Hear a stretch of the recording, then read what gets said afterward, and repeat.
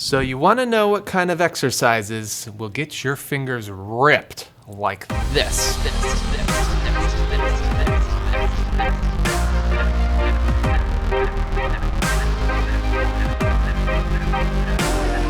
I'm just kidding. Finger exercises aren't to get big, muscular fingers and hands. It's to build dexterity, which is the fine motor control of the movement of your fingers in coordination with your hands, wrists, arms, and body. In this video, I'll show you 5 finger exercises in increasing difficulty. And then at the end, I'll show you a bonus way to play all the exercises, which is super hard. Now, finger exercises are great because they allow you to purely focus on improving your technique. Coordinating your fingers, arms, and hands results in more musical expression and precision, which means less wrong notes. It also helps you avoid bad habits that can eventually turn into pain and injuries.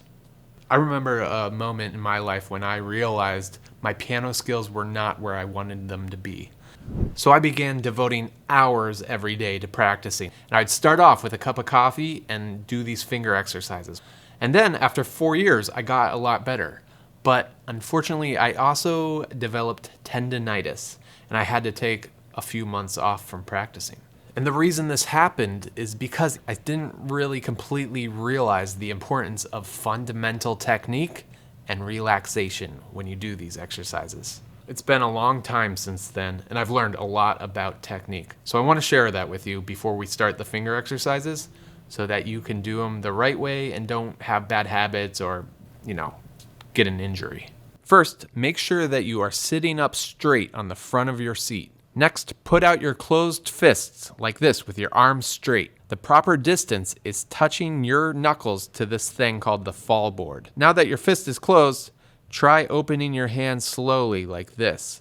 This is the most ideal hand shape. You have high knuckles and a slight curve of the fingers. Next, put those hands on the piano with one finger on each note with the lowest fingers on C. This is called the C position, and all the exercises in this video will be in this position. Your seat height or keyboard height needs to result that your forearms are parallel to the ground. When you actually play the notes, your fingers bend from the knuckles, and your thumb plays on the side of the finger, bending from the wrist. Now keep the wrist in alignment with each finger. You want your wrist to be behind whatever finger plays so that the weight can transfer efficiently.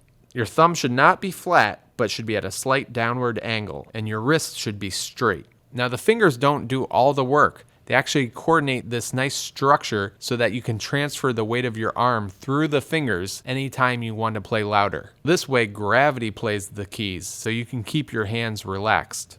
Now, if you have your fingers popping up when you play a note, this is a sign of tension in your hand, and it's very common. This means maybe you're pushing down too hard instead of staying relaxed and letting gravity play the keys. To fix this, play a note, and when you see your fingers pop up, just relax them. And keep working on doing this on each finger until your fingers are not popping up. Also remember, if your hands hurt, just stop playing. That's a sign that you should probably take a break and maybe try this again another day.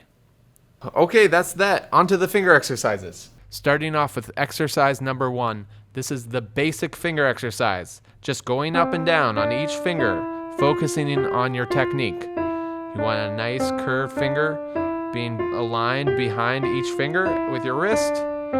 Playing from the bridge, allowing the weight of your arm to just transfer from finger to finger. Now doing this with both hands allows you to get familiar with the combinations of fingers, and you can focus on synchronization of the two hands. Not like this, perfect synchronization. And then you can work up your speed.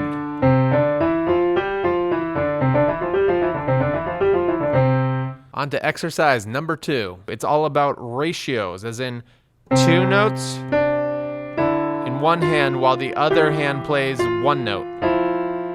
Or I switch. Or 3 notes in one hand.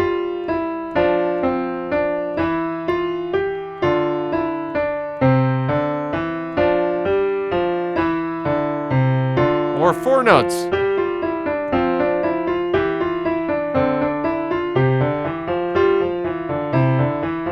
This one works out pretty nicely.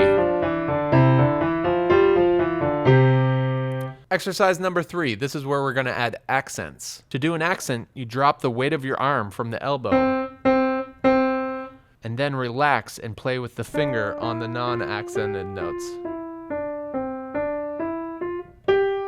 You can also do a wrist raise where you lift the arm up on the note before the accent and then drop it back to a flat position, allowing the weight of your arm to transfer.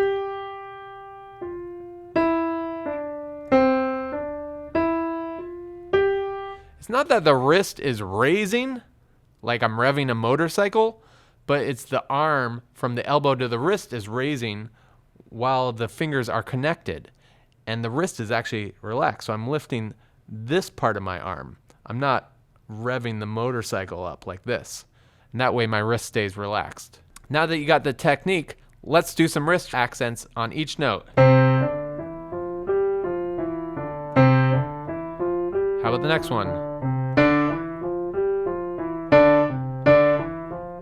Next.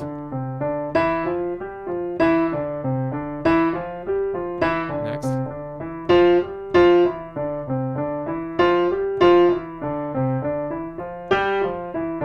Exercise number 4 is playing thirds parallel up and down in each hand.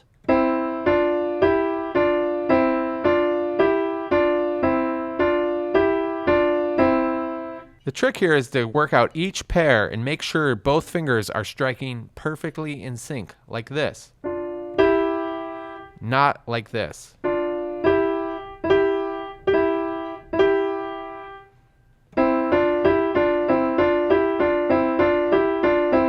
Both hands. And eventually both hands at the same time.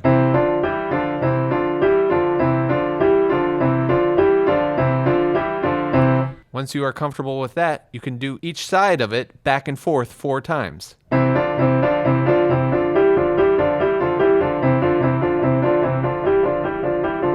Exercise number 5 is dynamic contrast, as in one hand is loud and the other hand is quiet.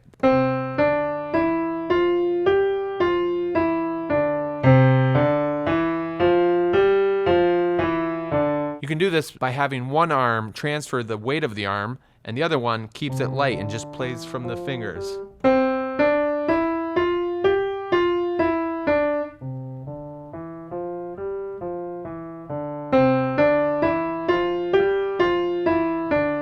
And now for that bonus exercise. You can do all the previous exercises, but instead of playing one note at a time, you keep everything pressed down. And by the way, this doesn't look or sound hard, but go ahead and give it a try and you'll see. But I want to give you a quick disclaimer that this exercise is high risk. You can injure yourself very easily if you don't do it correctly. So follow these guidelines. Number 1, don't push down. You just allow gravity to keep your keys down with as little pressure as possible. That way you keep your hand relaxed. Number 2, don't lift your fingers high like this. Just lift them enough so that the key comes up. If you lift them high, you strain your tendon. And combined with pushing, this is how people injure themselves. So don't do that.